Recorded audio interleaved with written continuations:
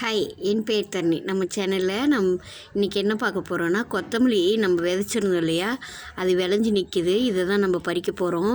இது வந்து வேரோடு பிடுங்கிறத விட இப்படி அந்த வேர் விட்டுட்டு அப்படியே கிள்ளி நம்ம எடுத்துக்கிட்டோன்னா மறுபடியும் நம்மளுக்கு வந்து அதுலேருந்தே மறுபடியும் இலை இன்னும் கிடச்சிக்கிட்டே இருக்கும். அந்த மாதிரி மெத்தட் யூஸ் பண்ணி பாருங்கள்.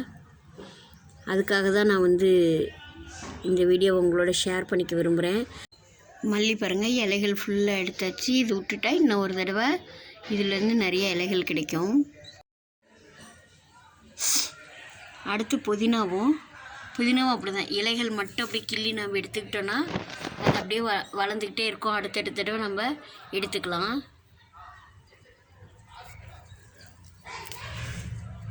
இப்படி இந்த மாதிரி கிள்ளி எடுத்துக்கலாம். நம்ம இந்த சின்ன க்ரோ பேக்கில் நமக்கு கிடைச்ச கொத்தமல்லியும் புதினாவோட அளவு பாருங்கள், எவ்வளோ கிடைச்சிருக்குன்னு பாருங்கள். தாராளமாக ஒரு சட்னிக்கு யூஸ் பண்ணிக்கலாம். என்னோடய சேனல் உங்களுக்கு பிடிச்சிருந்தா மறக்காமல் சப்ஸ்கிரைப் பண்ணுங்கள், லைக் பண்ணுங்கள், ஷேர் பண்ணுங்கள், கமெண்ட் பண்ணுங்கள். பாய்.